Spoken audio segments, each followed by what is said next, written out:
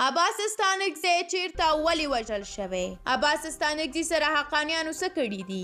بلخوا بیا سراج الدین حقانی څنګه ولې د پاکستانی طالبانو سره غونډې کړي دي؟ حقانیانو ته پاکستانی طالبان ولې غوسه دي؟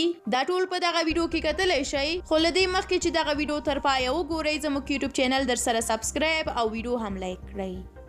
له هغې ورځې وروسته چې طالبان کابل ته رسیدلی دي، عباس ستانکزی هم ورک شوی دی.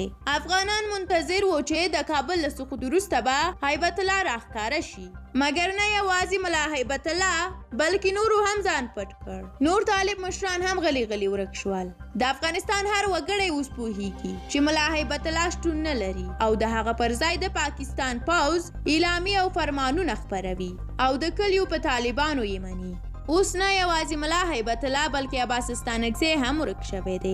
داسې اوازې شته چې کابل ته د پاکستان د استخباراتو د مشر فیض حمید له راتللو څخه یوه شپه مخکې عباس ستانکزی په کابل کې د حقاني طالبانو لخوا ووژل شو. ځینې نور بیا وایي چې عباس ستانکزی طالبانو څخه ځکه جلا شوی دی چې د افغانستان واک د پاکستان په امر یوازې حقانیانو ته ورکړل شوی. بلخوا بیا د طالبانو د کورنیو چارو وزیر سراج الدین حقانی په خوست کې د پاکستانی طالبانو او پاکستان ترمنځ د منځګړیتوب غونډې کوي. ځایي سرچینو هدیه نیوز ته وویل چې له 2 اونیو راهیسې د طالبانو د داخلي وزیر سراج الدین حقانی کوښښ کوي چې پاکستانی طالبان له پاکستان سره جوړ جاړی وکړي او په پاکستان کې جنگ بند کړي. پاکستانی طالبان غواړي چې په پاکستان کې اسلامي نظام نافذ کړي، خو حقانی طالبانو بیا پاکستانی طالبانو ته ویلي دي چې په پاکستان کې اسلامي نظام ته اړتیا نه لیدل کیږي. پاکستانی طالبان حقانیانو ته په غوسه شوي او وایي چې څنګه امکان لري چې د افغانستان طالبان په افغانستان کې اسلامي نظام غواړي خو په پاکستان کې د اسلامي نظام د تنفیذ مخنیوي کوي.